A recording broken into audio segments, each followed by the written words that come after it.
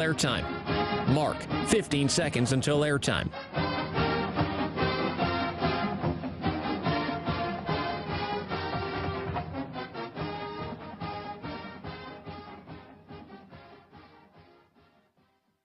The following is a presentation of Learfield.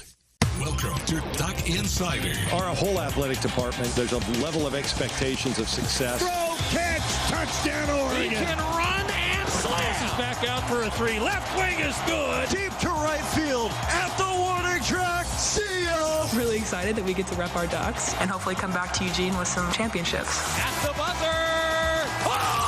We have so many teams that are excelling right now. It's really fun to be a part of. Give it to me, baby. My house. I'm taking it there. Huge win for Oregon.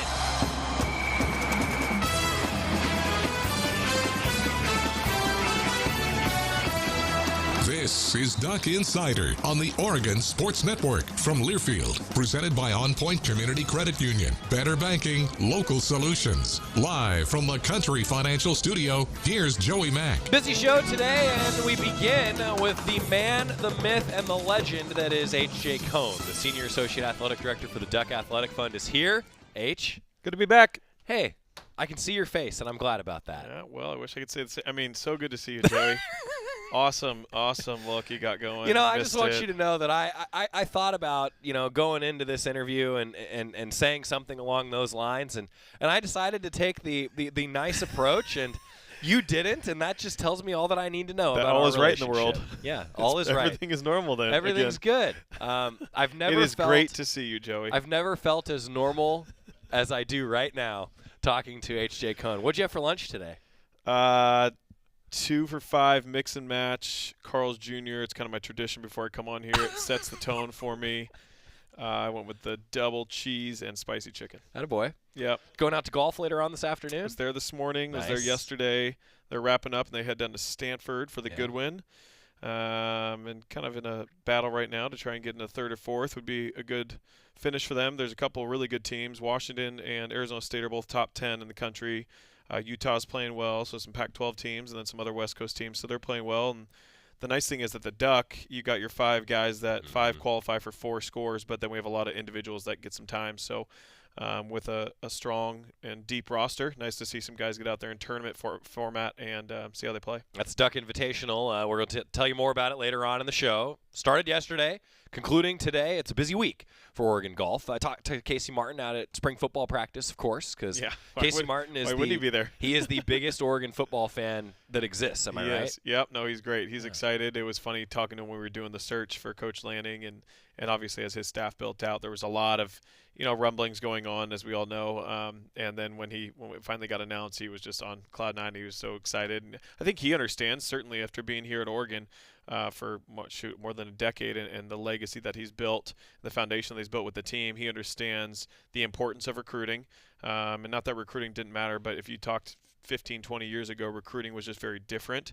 And so understanding and seeing from afar how Coach Lanning has handled recruiting, not only in his previous stints, but now as a head coach, I think he was really excited about that. And then no secret, I think a lot of us watched the national championship, and we're excited about defense and those guys moving around. So excited about defense. Good to see a guy that's associated with your program win a championship. I mean, he was doing 2 jobs at once there for a while. It's a cool connection. We're going to talk about all that. Football coming up. H.J. is going to join us for 2 segments. Nikki Ragin will join us today. First time that we've had her on the show since coming back to Oregon as an assistant coach. And I was going to congratulate H for being the first person on the show that we interviewed without a mask on, but actually it was Nikki. We recorded with her earlier today. Oh, good. Okay. So you're batting second in the lineup. Well, I'm sorry you recorded earlier, because I think the question you need to pose is best athlete in the family. Well, I have an opinion on that, but I am not going to publicly say because Johnny, don't hurt me on that one. Exactly. See, you know where I'm going. Johnny Ragin played football at Oregon. They met while they were in school, and now Nikki coaching the softball team. They got back late last night, and Nikki was kind enough to join us this morning after a successful trip to Utah. That's all on the horizon, as well as a little bit more of a look back on the basketball season. I want to talk with you about that before we get into some football age, because you're so connected to these programs, connected to every program around the University of Oregon. I wish that we were sitting here talking about a Sweet 16 appearance, and that's what the goal is, right? That's what the mission is. Didn't go that way, but still a pair of 20-win seasons for men's and women's basketball. There's not a lot of programs in the country that can say that. In fact, Oregon is one of only 3 schools that have 20 wins in men's basketball, women's basketball, and then also have 10 wins in football this year. Pretty significant. Yeah, I mean, I think, listen, we're all in the same boat here in the sense that what Coach Altman and Coach Graves have set the precedent at that level is certainly a goal you strive for every year, and I think that's part of the attraction for student-athletes coming to Oregon is knowing that you're going to be playing in March and hopefully going on a deep run with both programs. That being said, the expectation of the bar rises, right? So challenges and scenarios come with that. And certainly this year was different for both. I think some of that is probably to do with, I'll call it a hangover of COVID and how a lot of people don't realize, and I think Coach Altman alluded to it quite a bit, of those summer workouts are key. When you even go back, you go a little further, and every 4 years teams are eligible to go on a foreign tour. And when Coach Altman and Coach Graves have done those foreign tours, those are they play a big role, and the results sometimes show not till March or February. And so this year, when you had a challenging summer, no foreign tours, which I think both of them were actually eligible for. When you look back at all that and factor that in, I don't want to sit here and say we're shocked by the outcome of it. Again, we got 2 what I'll call Hall of Fame coaches that we love and want nothing more than leading our program for a long time. But at the same time, I think Coach Altman even alluded to it in his press conference after the game, is we got some thinking to do and looking in the mirror to do and grinding to do. And so the exciting part is, we had the bar set up really high. And so for not to not meet their team goals, I'll call it, and ultimately all of our goals, 1 year out of how many is, again, we don't want that to happen, but I think the future is still very, very bright for both those programs. I'm certainly excited for them. You're similar to me in a lot of ways, unfortunately. And one of those, though, one of those, though, in all seriousness, is I'm on social media a lot. I interact with fans. I kind of feel like I have a pulse on how fans are feeling about a season. I think you would say the same, talking to not just high-level donors, but fans, and you see it and just everything else. And H, I think it's amazing for me to sit here and think about it this week, right? That it's still 12 straight 20-win seasons, and you're like, God, this is a down year. Yeah, right. Put that in the 1980s. Yeah. And Oregon fans are going, this is awesome. Yeah. But it gives perspective on how fast I think that the program has risen and programs have risen. Yeah. But it's also pretty cool to sit here and say that you want more. Yeah, no, and again, I think both those coaches would say that. Our student athletes would say that. I think the other wild card that we're starting to see here is this transfer portal is somewhat new, and how there's going to be winners and losers of that. And so, again, I will credit Coach Altman and Coach Graves with the success they've had and the success that they're going to have in the future. But I think they're trying to get a grasp on it too. I mean, certainly Coach Altman was familiar with the portal and the JC route, historically speaking, even dating back to his days at his previous institution, and then certainly here, especially in the early days here. But we've seen those successes, and so we've been the beneficiary many times. No doubt about that. And so when you look at the future, I think they're going to do a great job. And I do want to say real quick, really, really happy for Coach Crutchfield. Going back to his alma mater, and I know we got a short stint with him, but my limited interactions was awesome. Just a class act, and someone that we were fortunate to have impact student athletes and our staff here, and wish him nothing but the success. And the same thing even with Stubbs, but prior to that. I'm glad you said that. I said it on the broadcast when talking with Coach Altman before the Texas A&M game, like, hey, this is a cool deal. Get a chance to go back to your alma mater. He met his wife, who is from Omaha, Jody. I mean, that's a cool connection. And to your point, though, now there's work to be done for what the staff looks like. I know everybody's excited about that, and I can tell you exactly what Coach Altman is focusing on right now is what is going to be the makeup of the staff, because it does have a big impact in recruiting, has a big impact in the off season, and summer workouts are important for you and me, not just for the team, right? I mean, yeah, exactly. No, I mean, when you look at the women's side, they kind of went through this staff turnover the previous year. With some of our previous staff going to Sac State, and wishing them the best, but they killed it this year. Yeah, I mean, they got a good thing going down there, and I think what Kelly did to reload, I would say, was phenomenal, and Coach Altman's going to do that. I mean, yes, we've lost an assistant in Coach Crutch, but you still got guys, Kevin, who's been here a long time and successful coach in the industry. You got Josh Jameson, who's director of ops and been with Coach Altman since day one here, and you got Coach Menninga, who has an ability to communicate and relate with kids so well. So when you look at the foundation they still have, I mean, certainly losing an assistant coach is challenging at times, but I would say that Coach Altman and Coach Graves even have done a great job to retain coaches for a number of years who ultimately have aspirations to be head coach. So when your alma mater calls and where you met your bride, I mean, nothing but best of luck to Coach Crutch. We'll certainly miss him. I think that's well said. You know, it's amazing to think about it in terms of, you know, you could be upset that coaches are moving on as a fan, but also if coaches aren't moving on to be head coaches, you're probably not winning a lot of games. Well, look at Saban. I mean, that's exactly. the one that everyone alludes to and points to is he's been doing this for years, and you get coaches that come in, and whether he gets them as an analyst, as a former head coach, or assistant, the successes that they've had under him, and hopefully Coach Lanning is coming off of Kirby Smart in that same manner. So that's the industry. I would say Eugene as a whole and the University of Oregon, we have been so fortunate with structure for so many years that it's somewhat new for us, but it's also the world we're in right now. It is, no doubt about it. H.J. Cohn joining us, Duck Athletic Fund Senior Associate Athletic Director. Football tickets are here. Give fans the details. What do they need to know? Well, it's funny you mentioned the the poll. So I'm only on Twitter. I'm not on Facebook, Instagram, and all your other TikTok stuff. But I would say no. I don't even know how to log into something like that. I would say the pulse I've seen is excitement. That would be one word I would use, that people are excited, curious for sure. And so we saw a great uptick in some season ticket sales, not necessarily season ticket renewals, but new season ticket holders. Certainly a lot of excitement around that. And then not for whatever reason, but the last 2 weeks we've seen a lot of questions and inquiries about Georgia, in which we will have an allotment. It's our neutral site game, as we'll call it, which we can. I'm sorry, could you say that again? That neutral site, exactly. In Atlanta, it is a neutral site. Exactly. But we do have an allotment of tickets. We will allocate those tickets in priority point order to season ticket holders and donors. They will have the opportunity to log in starting, I think it's April 5th. It'll be in ranking. And you'll actually be able to go in and select your seats. So it's not like we've done, call it 3, 4, 5 plus years ago, where you put your request in, then we allocate. It's a little bit like what we did last year for Ohio State. You can log in, look at the map, almost like you're buying a flight, pick your seats right then and there, check out.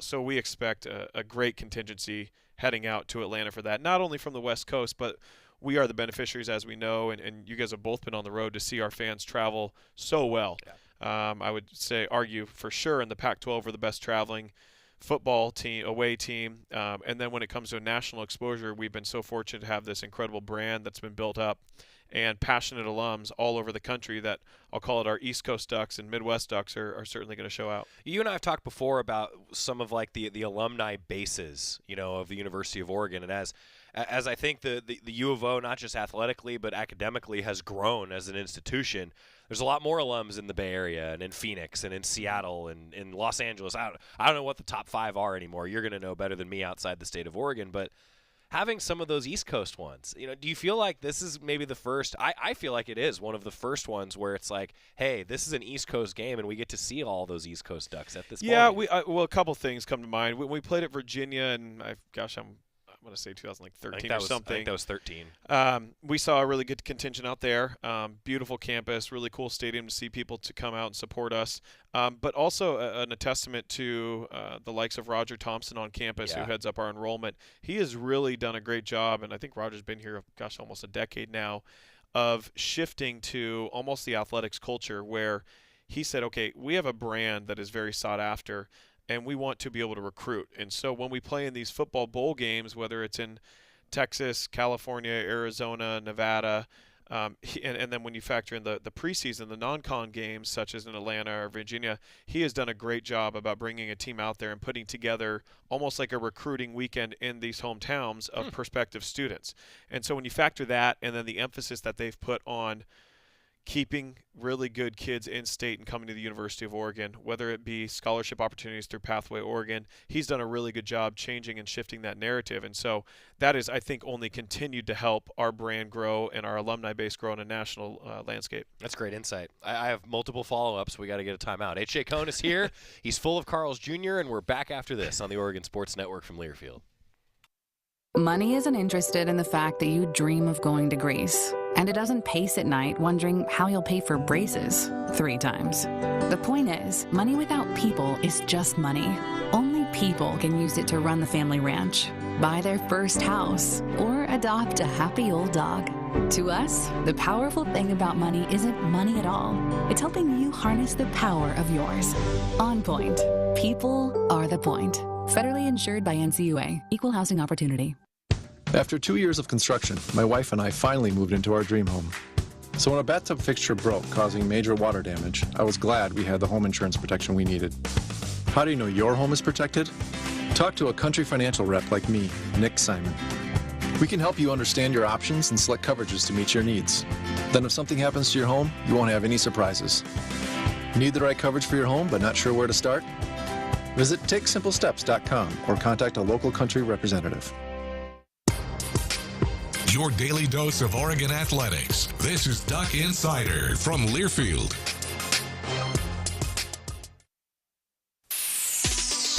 Look out, world, we're getting strong. The future's here and we belong. She can STEM, she can do more. Like build a rocket and watch it soar. Or clean the oceans and make the world a better place. Oh, she can STEM, so can you. Find a cure, invent something new. There's no challenge in the world that she can't face. She can STEM. Learn more at She Can STEM. A message brought to you by the Ad Council. Steven. Who said that? Me, down here. Ugh, what are you, a yellow booger? I'm a banana slug, Steven. What are you doing in my room? I'm your sense of adventure. It's been a long time since we've had an adventure in the forest. Mom took me to the forest last year. I'm a slug, Steven. It took me a long time to get here. You're right. I should get out. Yeah, the forest is not that far away. Hey, Mom! Come to the forest where the more adventurous you lives. Check out discovertheforest.org for cool places nearby. Brought to you by the U.S. Forest Service and the Ad Council.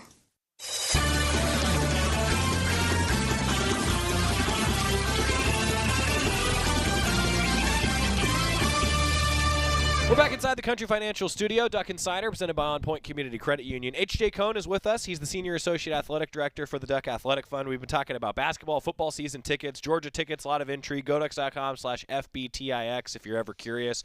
And I always tell people, like, in the age that we're in now, the technology we have, you were talking about like seating maps and being able to choose your seat. You can like see the view from said seat. Yeah. So season tickets are still a push right now, and I know we want to get a lot of people in Autzen in the fall. Yeah, absolutely. I mean, that's certainly, I think Rob's mentioned it before. I mean, football creates about 70% of our overall revenue for the department, which, as we know, we have 20 teams and offsets a lot of that in those opportunities. So, for example, we look at the Duck today or softball or whatever the sport may be, and so the base and support of football really impacts the entire department. So I try and correct people when they say, well, I'm not into football or whatever. When you drop your season tickets for football, or if you don't want to go to a game or don't want to buy through us directly, whatever it may be, you're actually impacting the entire department of all student athletes, male or female. So football is a huge push for us. We're excited because it should be back to what we'll call normal this coming season in the fall. And like I said, it feels like there's a lot of excitement around our community with Coach Lanning and with the young team that we have coming back. I'll just tell everybody that we recorded last weekend here with Kenny Dillingham, offensive coordinator. Dilly.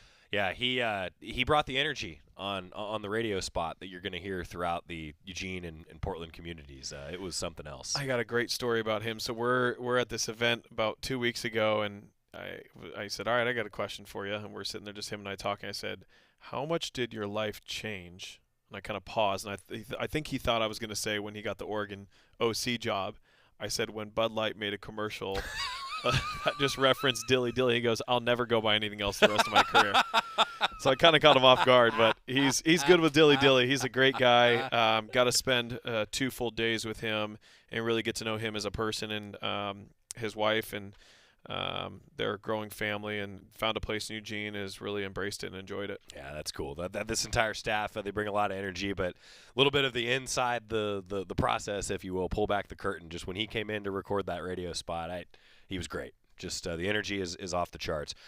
The taste of what we're going to have in the fall and a semblance of normalcy is the spring game. We're actually just about a month away from the spring game on the 23rd of April. Already looking forward to it, and I'm excited for the spring game, one, because it gives fans a chance to see what people like you and I see in practice, and that's the energy, it's the passion, and It's also a huge weekend just in general for this program. It's a huge weekend for Food for Lane County. We've had some questions, H, come in about, hey, are we still doing that? Is that going to return with the spring game? And yes, it is, but more details still to come. Yeah, no, it definitely is. We're very proud of our partnership, and it's a historic one with Food for Lane County that's been extremely successful for a number of years, so we're certainly planning to go full bore with them again.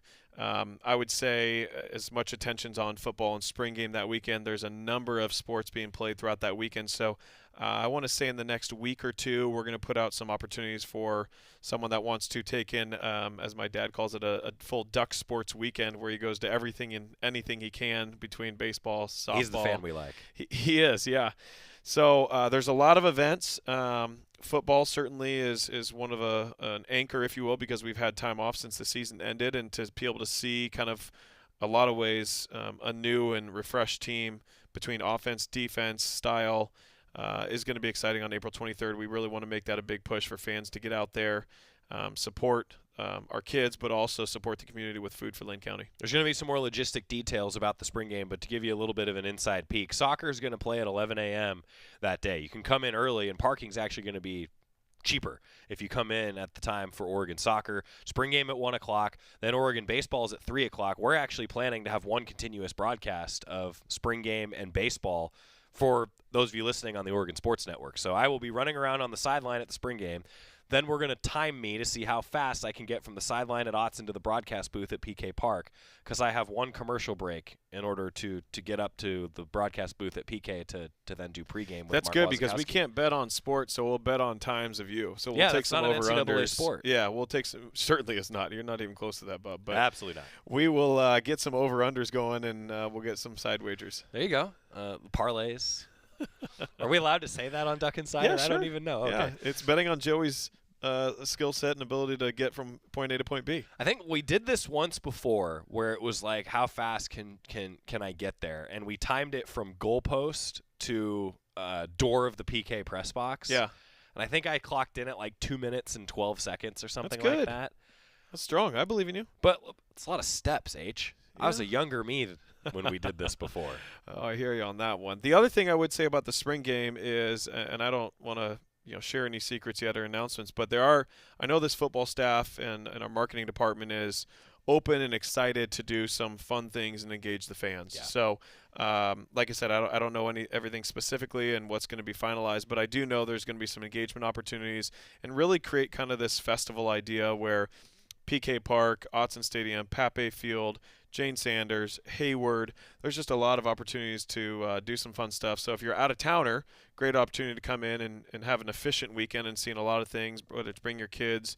And if you're local, really some fun times to go out and support our student athletes on whatever area you're most excited about, whichever sport. Yeah, the Oregon relays are going on at Hayward Friday and Saturday, and then you also have Oregon softball. You mentioned the Jane; they're in action at 5 o'clock. So it's a true stacked lineup on spring game. I love the fact that it can be like a festival. I think that's a great word. Personally, like as a fan, which is ultimately what I am, I think that's great. You know, make it like the one of the most attended baseball games every year is always the one that follows the spring game, right? And there's a reason for that. There's a reason for that. Let's embrace it. Yep. Talking about PK Park, the new video board made its debut this past weekend. Still working through some kinks. I know it. Fans, I heard from a lot of you on Friday, Saturday, and Sunday. And there's certainly some things that they're still working on from a game presentation. But, boy, that board is awesome. Really adds to the experience at PK Park. And that's thanks to some great donors that made that happen. Yeah, PK Park, we did kind of a revamp on that with the new scoreboard. Managing the fence line a little bit and then the branding with the turf and overall branding. You think the O's big enough in center field? If you're flying over Eugene, I think you might have a shot to see it. But very well received. Not possible without really some instrumental private gifts. I think that was something that we really enjoyed working on. And Coach Waz and the excitement he's built in the short time here was certainly a big part behind that. He's done a great job communicating with our alumni, season ticket base on a more regular basis. And so he's really pushed us to get the word out there, and certainly some a little bit of work to do on the fundraising effort still. We're still plugging away there. But overall, turned out just awesome, and really I think is going to help that in-game experience for fans. The ball's flying. I think we've been able to see that, and a lot of that work that they've been doing in the offseason is certain to come to fruition. Ducks are top 5 nationally, not just in the Pac-12, nationally, in pretty much every offensive category that matters. That's what Mark Wasikowski has built. So it's a fun brand of baseball that's being played. They're in action, by the way, today in Spokane. Jordan Brenner, 2:45 pregame show if you're live with us in the 1 o'clock hour. 3 o'clock start for the Ducks against Gonzaga. Really good team, actually, Gonzaga. This is a good midweek test for an Oregon pitching staff that has been taxed a little bit, actually, over this past weekend because they're still searching for some starters. They've had some injuries and some availability issues. So it's going to be a good game tonight. Yeah. And we're into the point of the season now where it's almost April.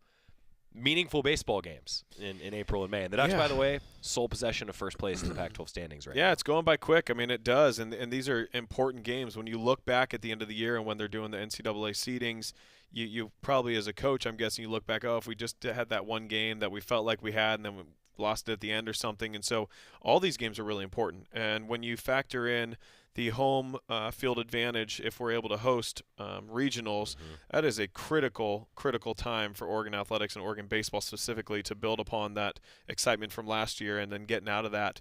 But being at home makes a huge difference. And so we're ready and willing and hoping that we can host. The Duck Invitational is going on for Oregon men's golf right now. We'll keep you up to date. You can follow along on the Oregon men's golf social media to see if the Ducks, how they finish up in the Duck Invite. They're going to be traveling to Stanford for the good one this week. H is in charge of sport administration. Is that you're the sports liaison? What's the official title these days? Yeah, sports liaison. Sports liaison. In other words, he does all of the nitty-gritty work for Oregon golf, right? Well, when you got Casey here and he's been doing it for so long, he makes it a lot easier on you. And then he hired a really good assistant coach in Jeff Quinney, so I'm the beneficiary. Good. Well, that's good leadership, right? You delegate well. Is that correct? No, they're great. They're really fun to work with, and very, very excited about the Jake, which we announced a couple months ago at this point, a new golf facility for both our men's and women's teams, a place that they can really call home. Love to just give a quick shout out to Jim Pliska, who's being a real big help in partnering at Emerald Valley. That's where we're going to place this facility. It's a traditional facility and fundraising effort where our goal is $3 million to fundraise for that facility. Certainly needed.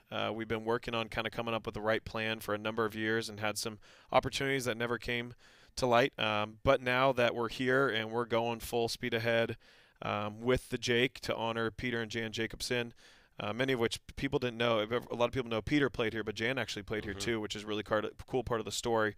And we'll be able to tell a really neat story about them.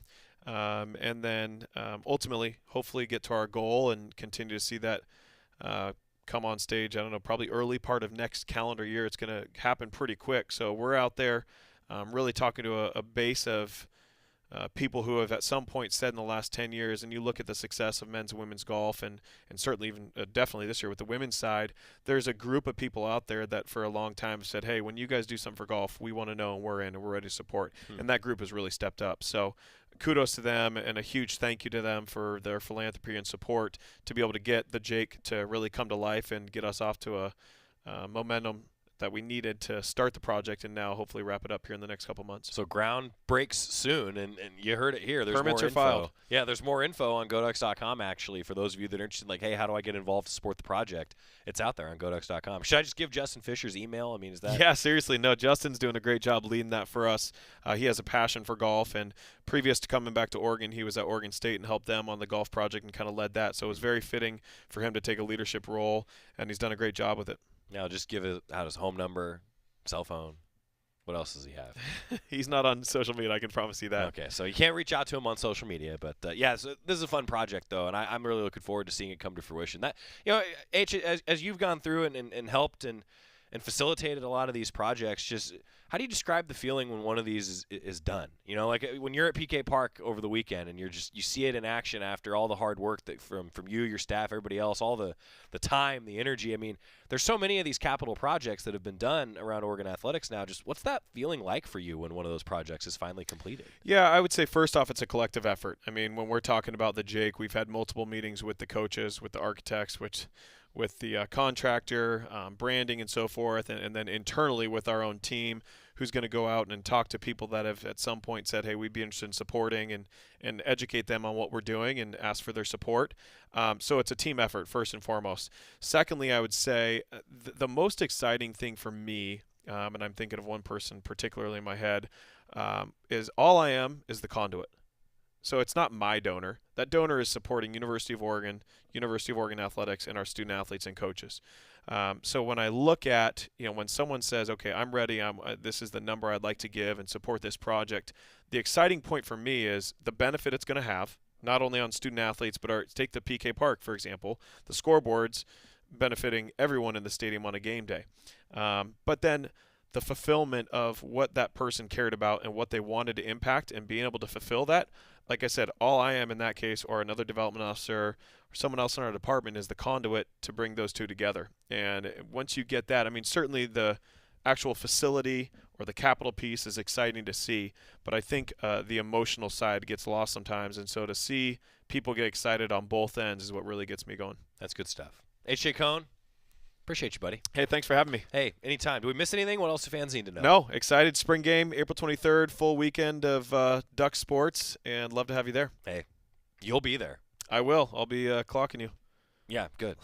You want to race? No. That's like how we get the betting going. I'm getting older too. Yeah, well. I'm hurting. Yeah, me too. Me too. I'm not to where you're at yet, but it's getting there. Yeah, it goes quick. Yeah, well. We ended that on a high note, didn't we? Yeah, exactly. Thanks, Go Ducks. though. Really appreciate it. H.J. Cohn, Senior Associate Athletic Director, joining us. When we return, talking a little softball. We've got baseball to come, a little bit more on basketball. Nikki Ragin, Oregon softball assistant coach, next on the Oregon Sports Network from Learfield. At Shadow Hills Country Club, our all-inclusive event pricing allows us to take care of all of the details while you enjoy your event. Our wedding garden, expansive grounds, ballroom, and meeting rooms can accommodate any size event and come complete with full catering and service staff. From weddings to business and social events, Shadow Hills offers the benefits of a resort atmosphere and the peace of a country setting just minutes from downtown Eugene. For more details, call us today or go to shadowhillsevents.com. Attention student Rocket League gamers. The $125,000 Level Next Rocket League Spring Showcase is back, and free entry is now open. Rep your school in the Level Next Rocket League Spring Showcase to win the championship trophy, ring, and part of the $125,000 prize pool. Like this opportunity, food is too good to be wasted. With Best Foods, you can save more and waste less food. Hashtag make taste, not waste. Registration closes March 27th. Sign up now at levelnextesports.com. You're listening to Duck Insider. Duck Insider on the Oregon Sports Network from Learfield. America, your children have an amazing superpower. That's right. They can help save lives by simply washing their hands. Just 20 seconds of thorough hand washing after they've coughed or sneezed or been outside can help fight against the dastardly spread of germs. Armed with only soap and water and hands, your superhero can protect you, your family, and everyone out there in America land. Amazing! Find out more at coronavirus.gov. A message from the CDC and the Ad Council. Watch out! You got me! The galaxy is safe once again. In the pretend universe, kids play with pretend guns. In the real world, it's up to us to make sure they don't get their hands on a real gun. If you have a gun in the house, keep it locked, unloaded, and stored separately from ammunition. Safe gun storage saves lives. Learn how to make your home safer at endfamilyfire.org. That's endfamilyfire.org. Brought to you by End Family Fire, Brady, and the Ad Council.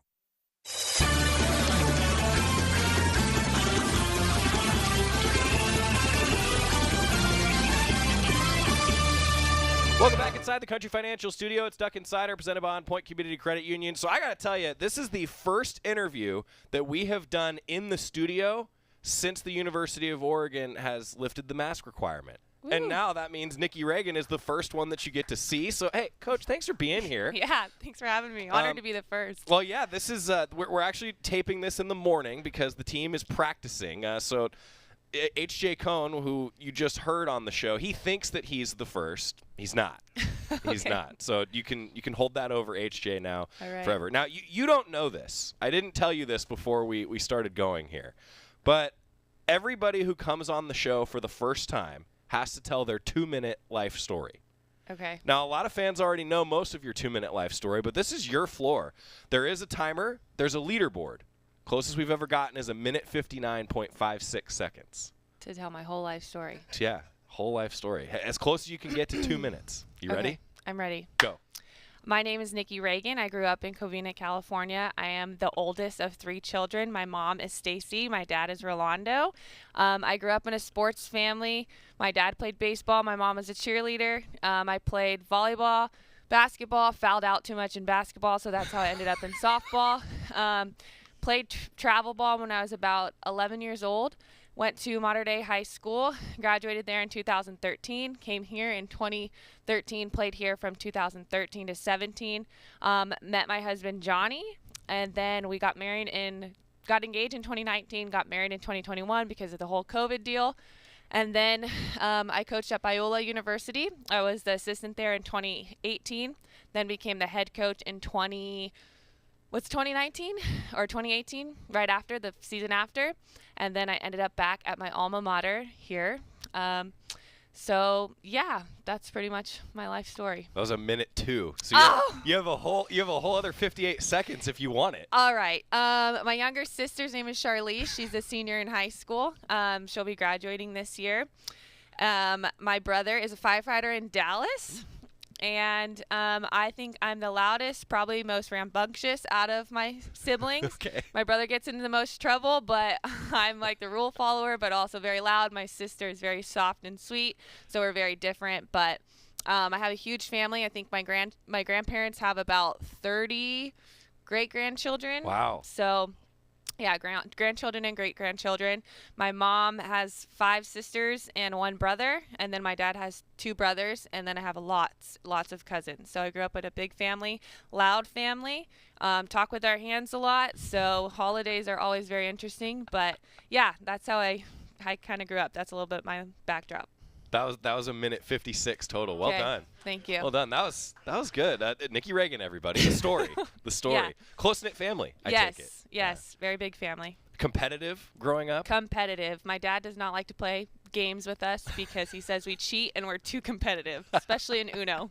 In Uno? Yeah. Of all the things. In Uno. In Uno. All right. Well, I had to ask you a little bit about yourself because I couldn't remember, and you're going to maybe remember better than me.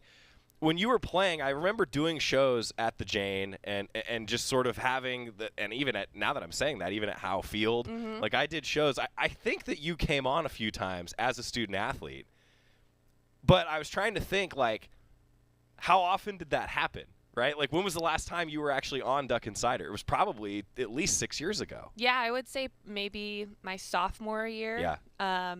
And it was like we would go up into the press box and you had like your little booth area. That's right. And we would throw on the headset and then you'd ask us some questions. So I think you're just getting started, but it was good. Yeah. So were they good questions? Yeah. I felt like they were good questions. You're nice to lie like that. No, I think they were good questions. I appreciate that. All right, so you guys are 21-4. We'll get back to a little bit more of Nikki in a moment. But 21-4, you're coming off a trip to Utah. And everybody, I got to tell you, like, the team got back at, what, midnight? Yeah. Roughly. And Coach Ragin's still here chatting with us, which we really appreciate. So thanks for doing that. Before a home weekend, coming off the road trip, just recap the weekend for fans. What did you take away from the trip to Utah? It was a big trip for us. I thought the team performed well just entering the pack. There's a lot of nerves. There's a lot of excitement, just a lot of emotions for this group. And obviously, like, losing the first one, we had a lot of work to do, but getting 3 out of 4 there was huge for us. I mean, Utah was a great team and they put up a really good fight. And then also coming back and beating BYU was fantastic for our group. I think what you're seeing this year is just no matter who you're playing, whether they're ranked or not ranked opponent, that it's anybody's game. Like, there's so much leadership and so much, like, experience on everybody's rosters. There's 5th years, right? So there's so much experience and everybody's talented that it's tough. It's tough competition. And so for our girls to come out there and compete and just to get the double header underneath us on that second day, it was huge for our group. And so I'm really, really proud of them. I'm curious about the adjustment period that happens for coaches when you have to adjust to a double header. You guys were coming off a loss. I mean, just what was that like the Friday night to Saturday morning, and then how proud of you how proud of the team were you that you guys were able to get that done? Yeah, I know that we talked with the team and we were frustrated just because, it's regret. Like, you can't get that game back, that loss back. And, Utah earned it and we gave some things away. But just turning the page and making sure that there's a little bit more strategy that goes into the doubleheader, right? Like, who are going to start? Who have they seen? We haven't seen their pitchers. Who do we think they're going to start? Are they going to go for game 1? Are they going to go for game 2? And so really just communicating with Coach Lombardi, figuring out, who we're going to start, how we're going to make this work. Are we going to go the whole staff in the second game? Really just, being in the moment and how are we going to pull out 2 wins? And I think the team was able to do that. This team, I feel like, has dealt with adversity, quite a bit of it, maybe for a team that's only through 25 games in a season. Feels like they're a resilient group. How do you coach that? How do you get that out of a group like this? Yeah, I think it's just instilling the confidence that they do have in themselves. Sometimes I don't think they give themselves enough credit. And I think that they really find a fire that's different in the 7th inning. I think just looking back in our 7th inning when we're tied against BYU recently and even against Utah too, just scoring the runs, like they were never out. And I think that that's great. It's hard to teach teams how to come back in the 7th. What we're trying to teach them is how to continue that fight throughout the whole game and not just in the 7th. So they are a very resilient team, and I think for practices, it's just getting them to be like in that moment and have that drive and that desire while we're practicing, because they have it and it shows up in the game. Everybody always talks about in diamond sports and in all sports really like the clutch gene, right? Like it's hard to quantify that. I guess like RBIs late in a game is really the only way to quantify that, but it seems like a lot of your student athletes have whatever that is, the clutch gene. Yeah, I mean, you look at Jazz Williams this weekend and it's just like she has had the experience and she had a year off, but she wants to be in the moment, and this weekend she was in the moment in a pinch hit situation and she came up clutch. And so it's hard to describe, hard to teach. It's just your athletes who want the bat in their hands, who want the ball hit to them, and Jazz just came up clutch. So it's super, super proud of her as a coach. Nikki Ragin joining us. So Oregon back at home at the Jane. We're going to talk about that coming up in a little bit. But I'm curious because you guys had so much success with pinch hitters. You mentioned that with Jazz. I mean, how do you do that?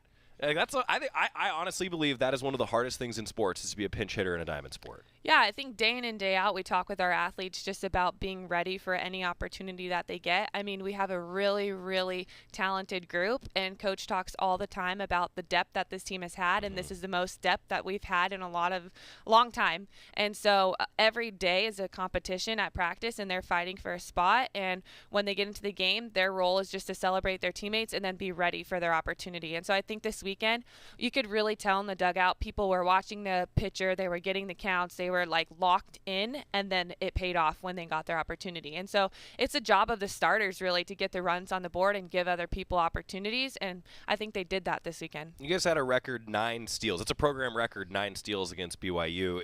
Coach Lombardi and I have talked about how you wanted to push the envelope this year. Was that it? Like that was the formula? Yeah, I think we've just been talking about this group of like seeking out other people's weaknesses, and so we saw that and we took advantage of it. But not to just discredit like our group, we have a lot of speed. I feel like I'm at first base always doing this because I'm always sending them, and sometimes they're taking it upon themselves where they know they can make it, like they know their speed best and they're taking extra bases. And so I think this year, like that's just a starting point. They're really getting after it, and I think that this group is not going to stop. Like I know we've had some opportunities where they've maybe ran through the stop sign, but we're trying to take advantage and just push it as much as we can and kind of create some chaos. If you're a coach, would you rather have a team that wants to run through the stop sign, though? Like, I know that you want them to listen to you, but also there's an aggressive-ness that you can take advantage of. Yeah, I think it's like that clutch hitting type deal. Like, it's hard to teach that aggressiveness around the base path. You know, we always say it's easy for us to rein you in than it is to, like, speed you up. And so that's kind of the mantra that we've been teaching our team. A lot more to come with Nikki Ragin, Oregon softball assistant coach. Ducks back at the Jane this weekend. We're more after this on the Oregon Sports Network from Learfield. As my family continued to grow, I realized I'd have to replace my beloved Jeep with something that has, well, more seats. I'm Jason Hines, Country Financial Rep and father of 7. Whether you're upgrading from your sporty ride with no room for a car seat or finally replacing your well-loved beater that still has a cassette player, you'll want the right protection for your new car. Work with a Country Financial Rep like me and get the protection you need at a price you can afford. Learn more at TakeSimpleSteps.com or contact a local Country representative. thanks for calling Toyota. This is Jan. How can I help? Hey, Jan. Say, is now a good time for a new Toyota? You bet it is. Now through April 4th is the perfect time to shop for a RAV4, Tundra, Tacoma, Corolla, and more. Imagine yourself in a RAV4. Where would you go first? Skinny Al's Barbecue. I'm imagining you inviting me. Let your imagination run wild at your participating Toyota dealer. Ready, set, go get your Toyota today. Toyota, let's go places. Dealer inventory may vary. This is Duck Insider, presented by On Point Community Credit Union on the Oregon Sports Network from Learfield. Uh-oh, Brad's buzzed. Oh, yeah? Yeah, he's starting with the woots. And now a speech. I just want to say that friendship is about heart and brain. Who's with me? Good thing is, he knows when he's buzzed. And my brain is saying, when it's time to go home, somebody call me a ride. Love that guy. Me too. Know your buzzed warning signs? Call for a ride when it's time to go home. Buzz driving is drunk driving. A message from NHTSA and the Ad Council. Okay, forest animals, kids are coming to the forest, and it's up to us to make their visit a good one. Sparrow, have you practiced the most popular bird songs for the year? Of course. Catchy. I like it. River, how's the temperature? It's a refreshing 52 degrees, man. I love it. Turtle. He's not here yet, man. He's late every morning. Okay. Squirrel. The forest has been preparing just for you. To learn more about cool things to do in the forest, visit discovertheforest.org. Brought to you by the U.S. Forest Service and the Ad Council.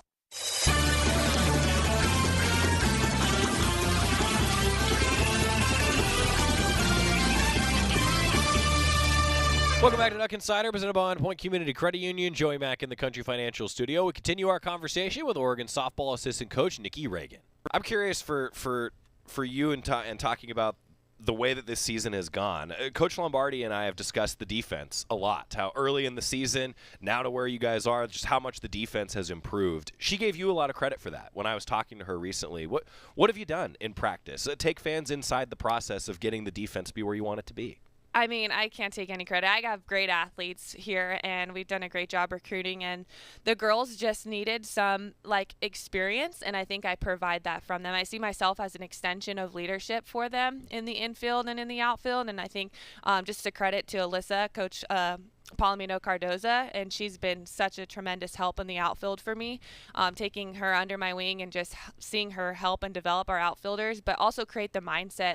She's been to the World Series multiple times. She's won Pac-12 championships, and then also just giving that to my players as well. I think the experience is the hardest part to teach, and that's what we're getting at. This group last year made it to their regional, but it's only a few of them, and so trying to teach the rest of them what that standard is like, what that experience is going to feel like. So fortunately, I've been there and I've been able to pass that down to them. So when the heat of the moment, right? Defense is all about the heat of the moment, wanting to be in that moment, teaching them those feelings and that experience, and then they're able to make those big plays. So they've done a tremendous job. Well, some key plays just yesterday against BYU. I mean, defense kind of felt like the defense kept you guys in the game before the offense got it going late in the game. Yeah, absolutely. I think early on in our Friday game against Utah, you could see we got beat a little bit in our shifts. And so we took that really to heart as a defense. We talked about it. We were locked in on Saturday and on Monday with our shifts, just everybody in the dugout.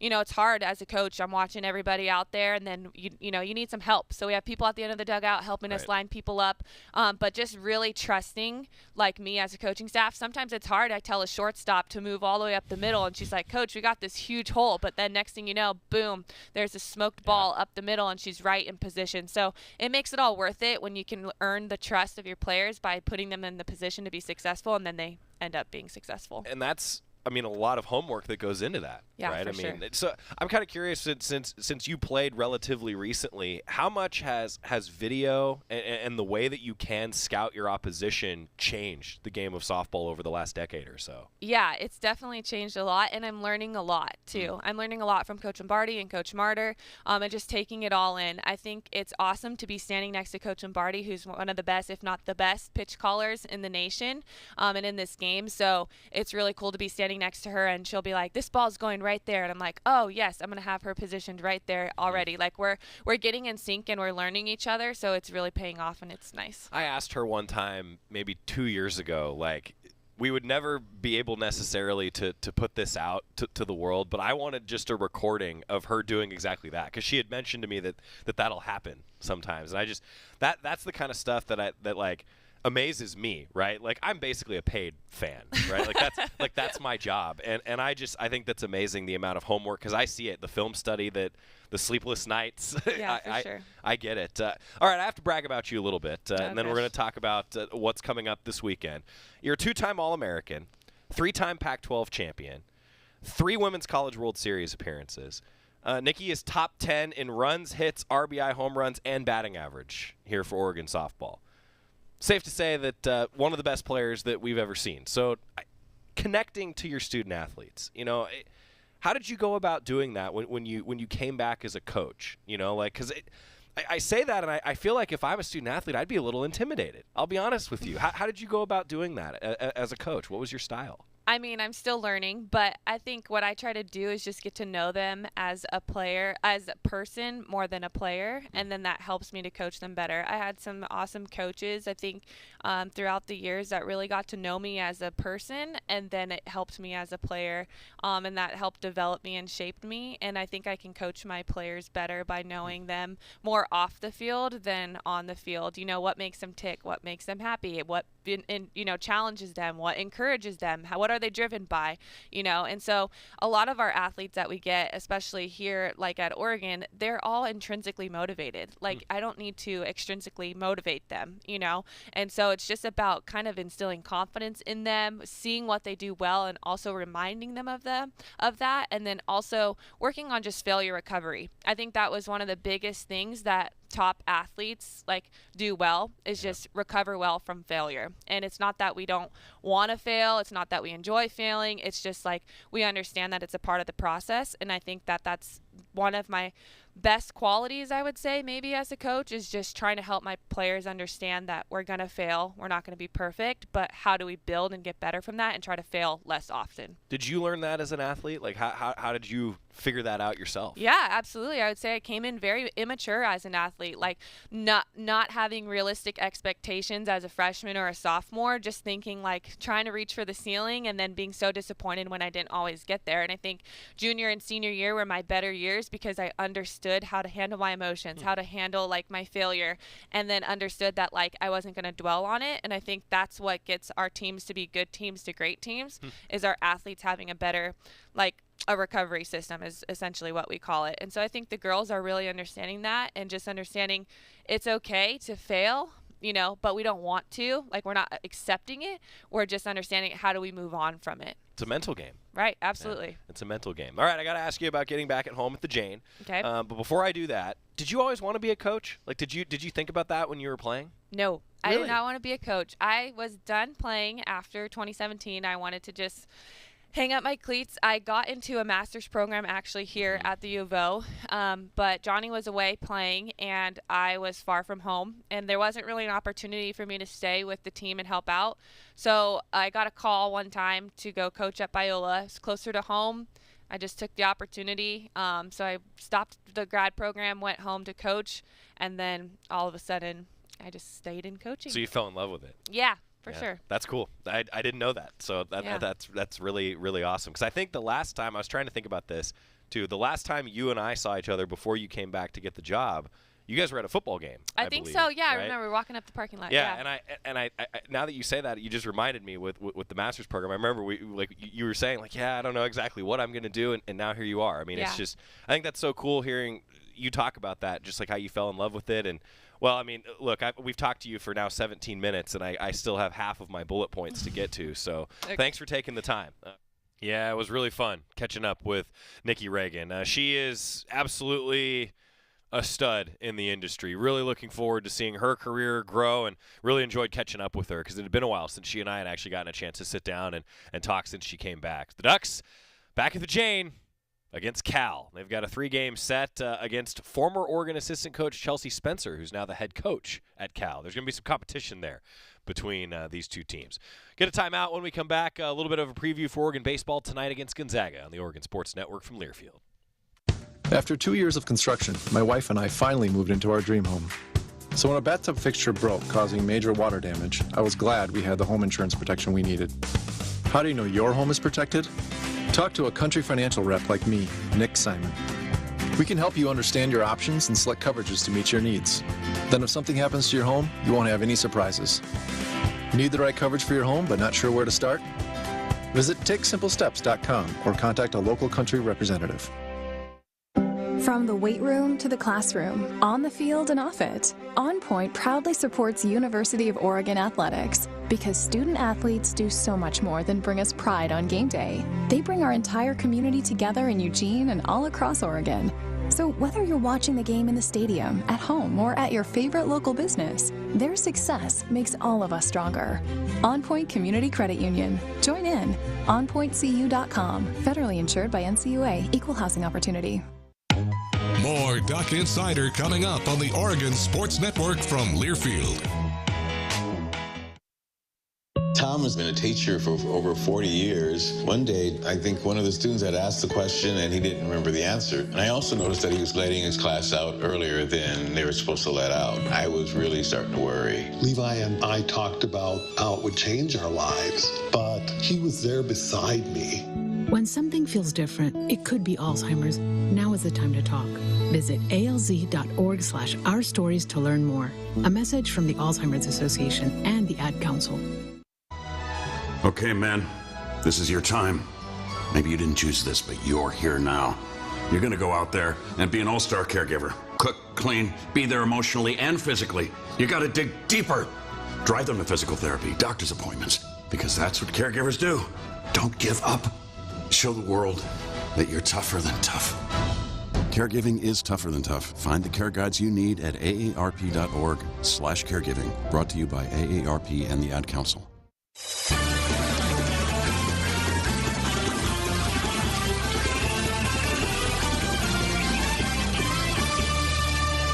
Welcome back inside the Country Financial Studio. Duck Insider presented by On Point Community Credit Union. Joey Mack here with you. Thanks again to H.J. Cohn and Nikki Ragin both for joining us today. Talked about a lot of different things with H.J. and some good excitement around the Oregon spring game. It's on the 23rd of April, and H and I both don't want to give too much away before things are official, but some details are being finalized, and I'll just tell you, it's going to be a good fan experience at the spring game. I think that's all I can really say right now, but it's going to be a good fan experience at the spring game. Meanwhile, for Oregon softball being back at home at the Jane, that is a big series. The Ducks lost their first Pac-12 game against Utah, came back, won the next two in that doubleheader. Showed some resiliency. And now being back at home, they got that home crowd. Hope that everybody enjoys some nice weather at Jane Sanders Stadium this weekend. Meanwhile, Oregon baseball today, 3 o'clock, the Ducks taking on Gonzaga. So if you're live with us in the now nearly the 2 o'clock hour, but still in the 1 o'clock hour, that's a interesting game, and I'm interested to see particularly how long Jacob Hughes goes for Oregon. He gets the ball to start the game. I don't know if it's going to be a staffed game for Oregon. Will Jake Angier, the Duck pitching coach, plan to use multiple guys, or is this a, hey, Jacob Hughes, go as long as you can? We'll find out. Ducks are still searching for some guys that can go deep into games as starters, but boy, their bullpen has been really good. And their offense has been elite. Ducks against a pretty darn good Gonzaga team. That's at 3 o'clock today, and then they're back at home at PK Park against USC. Busy show tomorrow. We're going to recap a little more basketball season. See you then. To some, the sound of a baby babbling doesn't mean much, but that's not true. They're testing out vowels and consonants and trying different sounds. And by 12 months, their babbling is beginning to take on meaning, especially if there's no babbling at all. Little to no babbling by 12 months or later is just one of the possible signs of autism in children. Learn more at autismspeaks.org. Brought to you by Autism Speaks and the Ad Council. It's 4 a.m.